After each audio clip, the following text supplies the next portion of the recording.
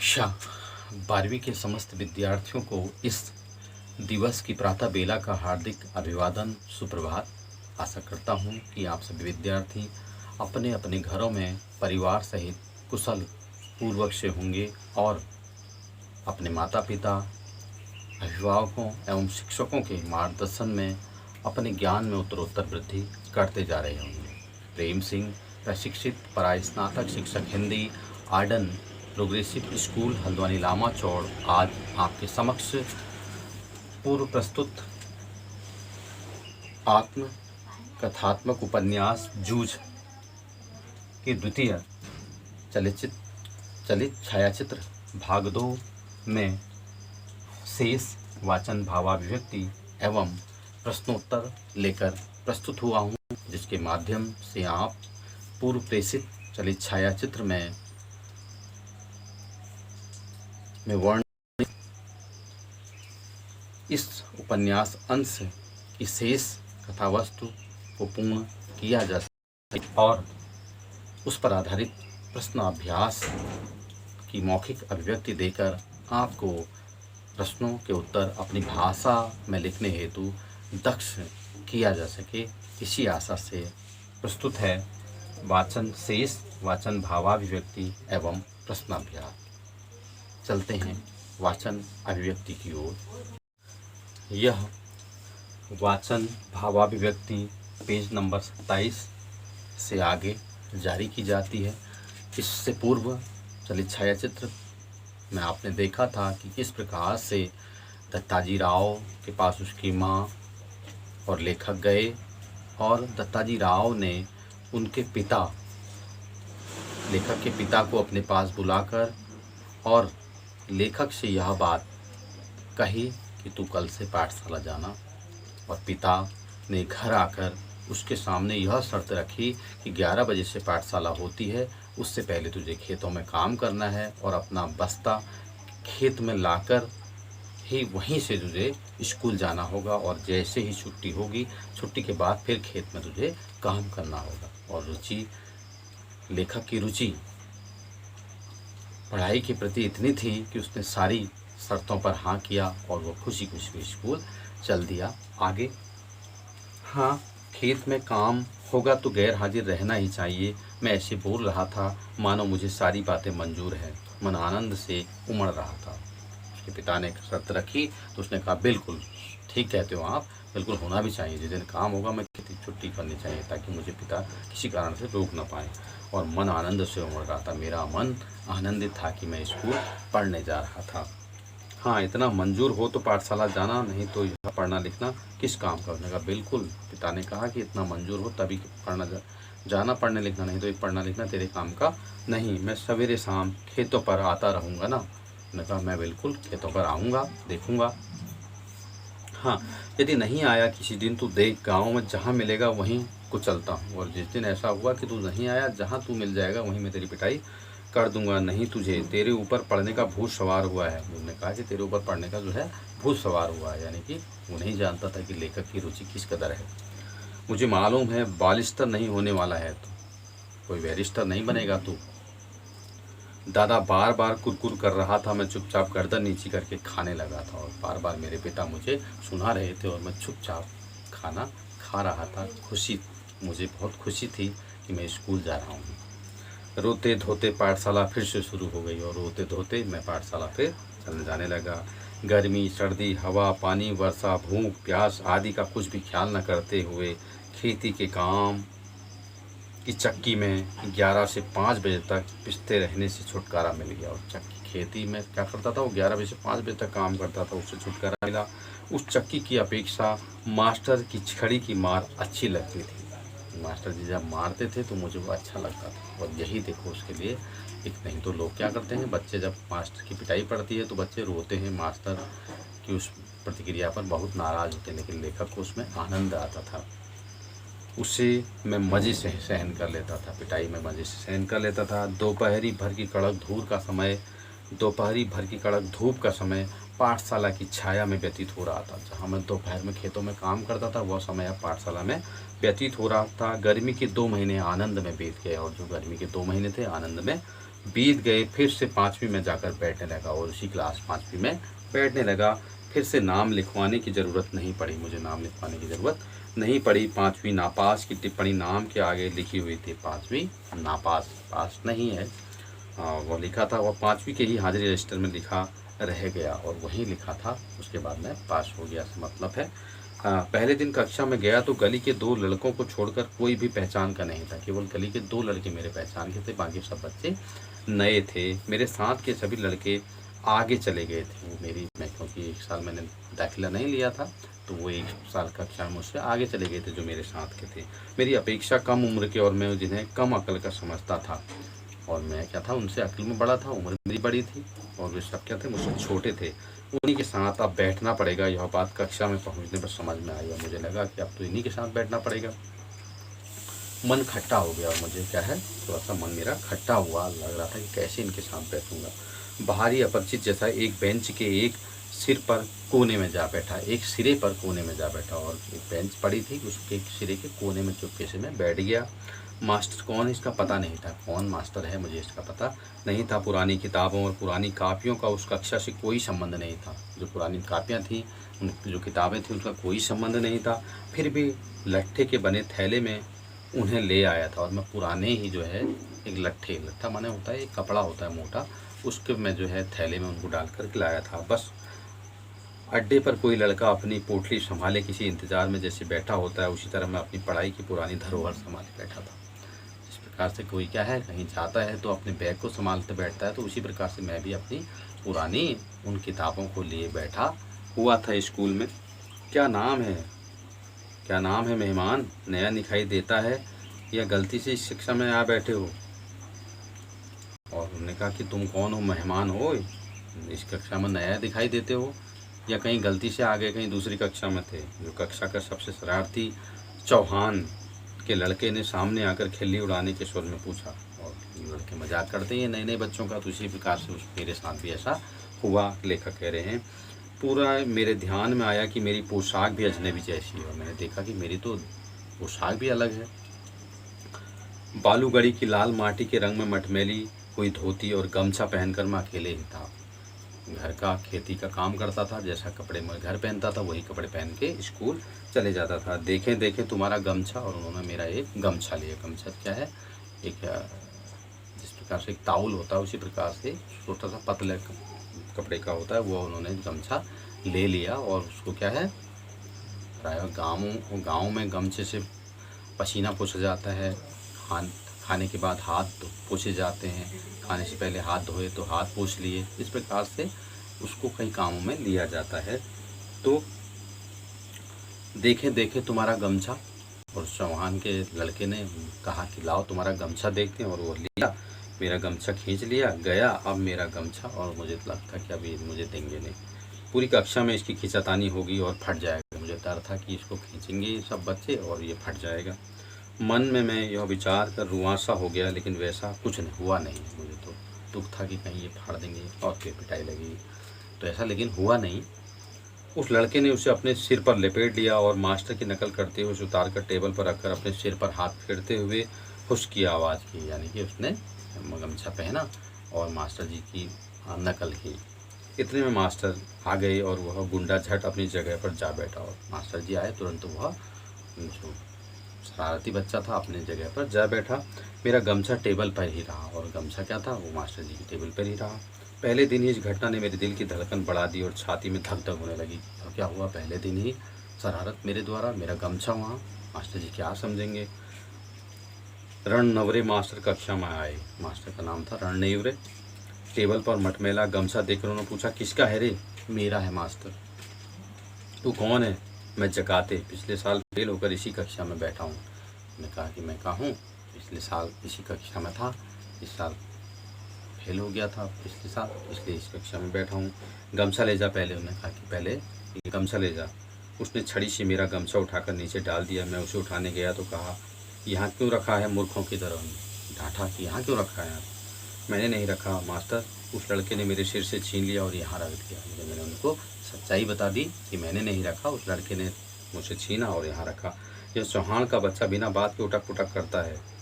उठक पटक करता है, कहते हुए मास्टर उस लड़के की ओर चले गए। और मैंने जब ऐसा कहा तो उनको पता था कि वह शरारत है। उन्होंने तुरंत उसके पास गए।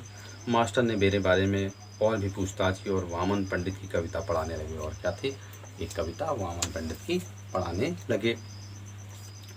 बीच की छुट्टी में मेरी धोती की कांच उस लड़के ने 2 बार खींचने की कोशिश की। और वो लड़का क्या करता था, मुझे क्या करता था, कपड़े खींच खींच कर क्या करता था, परेशान करता था। लेकिन मैं फिर दीवार की तरफ पीट करके जा बैठा। तो पूरी छुट्टी होने से पहले उठा ही नहीं, यानी कि मैं दीवार की तरफ जा बैठा ताकि वो मेरे कपड़ों या धोती को ना खींच सके। खिलौने के लिए बनाए गए कौवा के बच्चे को खुले में रख देने पर जैसे कौवे चारों ओर से उस पर चोंच मारते हैं, वैसी मेरी हाल हो गई। मेरी ही पाठशाला मुझे चोंच मार मार कर घायल कर रही थी, यानी कि सारे बच्चे मुझे क्या कर रहे थे, परेशान कर रहे थे। घर जाते समय सोच रहा था कि लड़के मेरी खिल्ली उड़ाते हैं, धोती खींचते हैं, गमछा खींचते हैं, तो इस तरह कैसे निभा होगा। नहीं जाऊंगा ऐसी पाठशाला में। और मैं एक बार सोचने लगा कि इस प्रकार से बच्चे चिढ़ाते हैं, ऐसी पाठशाला में मैं तो नहीं जाऊंगा। इससे तो अपना खेत ही अच्छा है, चुपचाप काम करते रहो।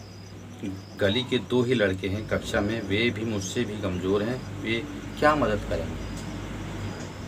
और मैं सोचने लगा कि गांव के 2 ही लड़के हैं और मुझसे कमज़ोर हैं कक्षा में, वो क्या मदद मेरी करेंगे, मैं क्या करूँगा वहाँ जाकर। मन उदास हो गया। 4वीं से 5वीं तक पाठशाला अपनी लगती थी। जब 4वीं से 5वीं में गया तो अच्छे अपनी लगती थी, लेकिन अब वह एकदम पराई पराई जैसी लगने लगी है।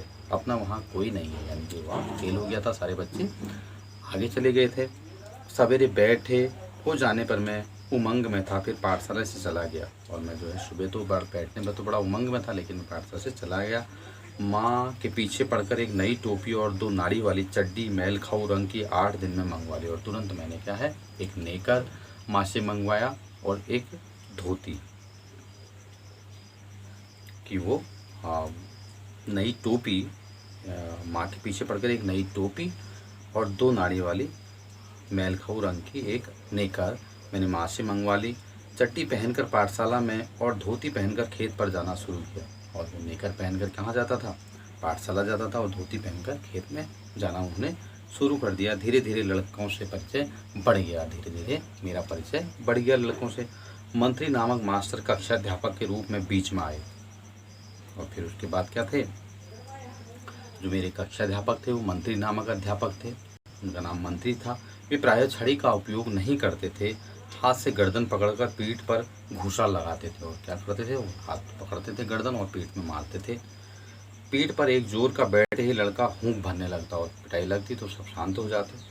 लड़कों के मन में उनकी दहशत बैठी हुई थी। इसके कारण उधम करने वाले लड़कों को प्रायः मौका नहीं मिलता था। पढ़ने वाले लड़कों को शाबाशी मिलने लगी, और जो पढ़ने में होशियार थे उनको शाबाशी मिलती, और जो पढ़ने में होशियार नहीं उनको जो है घूसे खाने पड़ते। मंत्री मास्टर गणित पढ़ाते थे और जो थे वो गणित के टीचर थे। एक आध सवाल गलत हो जाता तो वे उसे अपने पास बुलाकर समझा देते, और जब उनका कोई गणित का सवाल गलत होता था तो वे उसको लेखक को अपने पास बुलाते और समझा देते। एक आध लड़के की कोई मूर्खता दिखाई दी तो उसे वे वहीं ठोक देते, और यदि कोई मूर्खता करता तो उसको जो है वहीं पिटाई करते। इसलिए सभी का पसीना छूटने लगता। सभी लड़के घर से पढ़ाई करके आने लगे, और सब क्या थे, डरते थे, इसलिए घर से ही पढ़ाई करके वहाँ आने लगे। बसंत पाटिल नाम का एक लड़का शरीर से दुबला पतला किंतु बड़ा होशियार था, और एक बसंत पाटिल नाम का एक लड़का था, वो शरीर से बहुत दुबला पतला था लेकिन था बहुत होशियार। उसके सवाल हमेशा सही निकलते थे, वह जो भी सवाल करता था सवाल सही निकलते थे। स्वभाव से शांत था, हमेशा पढ़ने में लगा रहता, घर से पूरी तैयारी करके आता होगा। दूसरों के सवालों की जांच करता था। मास्टर ने उसे कक्षा का मॉनिटर बना दिया था। हमेशा पहली बेंच पर बैठता, बिल्कुल मास्टर के पास। कक्षा में उसका सम्मान था, और मैं जो है बार बार यह देखता कि बसंत पाटिल को क्या है, ईश्वर शिक्षक ने मॉनिटर बनाया था, और वो उन्हीं के पास बैठा करता था, और वो अन्य बच्चों की कापियाँ भी जांचा करता था कि सही है या नहीं है, यानी कि शिक्षक की वह सहायता किया करता था। मुझे ये लड़का मेरी अपेक्षा छोटा लगता था, और वे उम्र में मुझसे छोटा था। मैं उससे पहले ही 5वीं में पहुंच गया था। गलती से पिछड़ गया हूं मैं, और मैं 5वीं में उससे पहले था, लेकिन मैं पिछला अपनी गलती से था। इसलिए मास्टर को कक्षा की मॉनिटरिंग मेरे हाथ में सौंपनी चाहिए। मुझे लगा कि मैं क्या है, बड़ा हूँ, मॉनिटरिंग मेरे हाथ में होनी चाहिए, मुझे ऐसे लगने लगा। दूसरी ओर यह भी लगता था कि मुझे 2 महीने में 5वीं की पूरी तैयारी करके अच्छी तरह पास होना है। कक्षा में दंगा करना और पढ़ाई की उपेक्षा करना मेरे लिए मुनासिब नहीं, और मैं चाहता था कि ऐसा नहीं करना चाहिए, मुझे पढ़ाई में मन लगाना चाहिए। हम तो इस कक्षा में ऊपरी हैं, यह नहीं बोलना चाहिए। तो इस कक्षा में ऊपर से हूँ, यानी कि मैं तो ऊपर दर्जा से हूँ, लेकिन मैं आया हूँ, तो मुझे ये याद रखना चाहिए। इन सब बातों के कारण मेरा सारा ध्यान पढ़ाई की ओर ही रहा, और बसंत पाटिल की तरह ही पढ़ाई का काम करने लगा। और मैंने ये सब बातें छोड़ दी और बसंत पाटिल की तरह पढ़ाई में जी लगाने लगा। मैंने अपनी किताबों पर अखबारी कागज़ की कवर चढ़ा दी, और मैंने अपनी किताबों पर जो है अखबार के कागज़ चिपका दिए। अपना बस्ता व्यवस्थित रखने लगा। हमेशा कुछ ना कुछ पढ़ने बैठता था और कुछ ना कुछ पढ़ने बैठ जाता था। तो यहाँ पर उसने यदि कक्षा में कोई शाबाशी का काम किया तो मैं भी दूसरे दिन वैसा ही कुछ करने लगा। तो लेखक बार बार उस बसंत पाटिल को देखता था, जैसा शिक्षक का व्यवहार उसके साथ था, वह भी चाहता था उसके साथ भी हो, और जैसा बसंत पाटिल करता था वैसा ही वह भी करता था। तो इस प्रकार से धीरे धीरे मन की एकाग्रता के कारण गणित झटपट समझ में आने लगा और सवाल सही होने लगे। और मन की एकाग्रता यदि हो तो सवाल समझ में आ ही जाते हैं। उसी प्रकार से लेखक की समझ में भी आने लगे। तो यदि हम विद्यार्थियों के लिए, ये आप सभी विद्यार्थियों के लिए बहुत ही प्रेरक यहाँ पर बातें हैं, जिसका अनुसरण करते हुए आप भी अच्छे विद्यार्थी बन सकते हैं। आपको क्या करना है, अपनी कापी किताबों को व्यवस्थित करना है, पढ़ाई करनी है, अच्छे विद्यार्थियों का साथ लेना है। कभी के साथ साथ एक तरफ से वह तो दूसरी तरफ से मैं लड़कों के सवाल जांचने लगता। उसी तरह मैं धीरे धीरे क्या है, जिस प्रकार से बसंत पाटिल सवाल अन्य बच्चों के जांचा करता, मैं भी जांचने लगा। इस कारण मेरी और बसंत की दोस्ती जम गई और हम दोनों दोस्त बन गए। एक दूसरे की सहायता से कक्षा में हम अनेक काम करने लगे। दोनों अच्छे काम कर दोस्त बन गए और अच्छे काम करने लगे। मास्टर मुझे आनंदा कहकर जहाँ बुलाने लगे, और मास्टर जी मुझे आनंदा कहते थे। मुझे पहली बार किसी ने आनंदा कहकर पुकारा। माँ कभी आनंदा कहती, परंतु बहुत कम। माँ कभी आनंदा कहती थी, बहुत कम कहती थी। मास्टरों के इस अपनेपन के व्यवहार के कारण और बसंता की दोस्ती के कारण पाठशाला में मेरा विश्वास बढ़ने लगा, और टीचर ने मुझे सम्मान दिया। मेरे दोस्त बसंत पाटिल ने मुझे सम्मान दिया, तो मेरा क्या है, रुचि और विश्वास बढ़ने लगा। मैं और मेहनत से पढ़ाई करने लगा। नवा सौंदलगेकर मास्टर मराठी पढ़ाने आते थे, और नए मास्टर जो थे सौंदलगेकर मराठी पढ़ाने आते थे। पढ़ाते समय वे स्वयं रम जाते थे, और वे जब पढ़ाते थे तो स्वयं भी क्या थे, रम जाते थे। पढ़ाने में भाव विभोर हो जाते थे, पढ़ाते पढ़ाते मस्त हो जाते थे। विशेष तो वे कविता बहुत ही अच्छे ढंग से पढ़ाते थे, और जब वे कविता पढ़ाते तो बहुत अच्छे ढंग से पढ़ाते थे। सुरीला गला, छंद की बढ़िया चाल, और उनके साथ ही रसिकता थी उनके पास। और क्या थे, वे रस के साथ एक गति के साथ जब कविता पढ़ाते तो बड़ा अच्छा लगता था। पुरानी नई मराठी कविताओं के साथ साथ उन्हें अनेक अंग्रेजी कविताएं कंठस्थ थी। पुरानी कविताएं तो मराठी की तो थी ही, अंग्रेजी कविताएं भी उन्हें याद थीं। अनेक छंदों की लय, गति, ताल उन्हें अच्छी तरह आते थे, और किस प्रकार से कविता की गति होती है, लय होती है, ताल होती है, सब उन्हें मालूम था। पहले वे एकाध कविता गाकर सुनाते थे, फिर बैठे बैठे अभिनय के साथ कविता का भाव ग्रहण कराते। पहले वो बैठे बैठे कविता को पढ़ाते थे, फिर इशारों से वो कविता के भाव को बतलाया करते थे। उसी भाव की किसी अन्य कवि कविता भी सुनाकर दिखाते, उससे संबंधित कोई अन्य कविता भी वे सुनाकर दिखाते थे। बीच में कवि यशवंत बोरकर, तांबे, गिरीश, केशव कुमार आदि के साथ अपनी मुलाकात के संस्मरण भी सुनाते, और वे बताते थे कि किन कवियों से उनका मुलाकात हुई है। वे स्वयं भी कविता करते थे और स्वयं भी अपनी कविताएं करते थे। याद आ गई तो वे भी अपनी भी एक आध सुना देते थे, और यदा कदा उनको याद आ गई तो अपनी कविताएं भी हमको सुना दिया करते थे। यह सब सुनते हुए, अनुभव करते हुए मुझे अपना भान ही नहीं रहता था, और जब मैं कविता सुनता था मुझे अपनी याद नहीं रहती थी। मैं इतना क्या है, मग्न हो जाता था उनकी कविताओं में।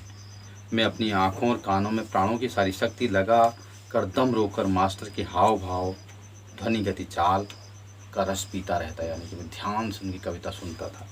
सुबह शाम खेत पर पानी लगाते हुए या ढोर चराते हुए अकेले में खुले गले से वे सारी कविताएं मास्टर के ही हाव भाव, यति गति और आरोह अवरोह के अनुसार ही गाता। और मैं जब क्या करता, खेतों में काम करता, जानवरों को चराता, तो वही कविताएं मैं दोहराया करता था अकेले में। उन कविताओं के अर्थों से खेलता हुआ मैं आगे पीछे आता जाता था, और उनके जो अर्थ होते हैं उनके कविताओं के आधार पर ही मैं उनसे आगे और पीछे पढ़ता था। मास्टर जिस प्रकार बैठे बैठे ही अभिनय करते थे, मैं पानी लगाते लगाते वैसा अभिनय करता था। यानी कि जिस प्रकार से शिक्षक सौंदलगीकर अभिनय करते थे, मैं भी पानी लगाते हुए वैसा ही अभिनय करता। तो आपने देखा होगा कि जिस प्रकार से यदि हम किसी की नकल करते हैं, धीरे धीरे वैसा ही बन जाते हैं। यदि अच्छे आदमी की नकल करेंगे तो हम अच्छा बन जाएंगे, अच्छे विद्यार्थी की नकल करेंगे तो हम अच्छे विद्यार्थी बन जाएंगे। तो यहाँ पर यह पाठ आप सभी विद्यार्थियों के लिए बहुत ही, हम लोगों के लिए भी बहुत ही अनुकरणीय पाठ है। तो हमें इसे सीख कर अपने व्यवहार में वास्तविक परिवर्तन लाना चाहिए, जिससे हम भी अच्छे बन सकें। क्यारियाँ पानी से कब की भर गई हैं इसका भान भी नहीं रहता था। इतने मग्न हो जाता था कि क्यारियाँ कब भर गई पानी से पता ही नहीं चलता था। मास्टर की चाल पर दूसरी कविताएं भी पढ़ी जा सकती हैं, इसका पता भी मुझे उसी समय चला। और मैं मास्टर की चाल पर दूसरी कविताएं भी पढ़ी जा सकती। जैसे मास्टर ने एक कविता पढ़ा दी सुर लय ताल गति आरोह अवरोह के साथ, मैं वैसे ही दूसरी कविताएं भी पढ़ने लगा।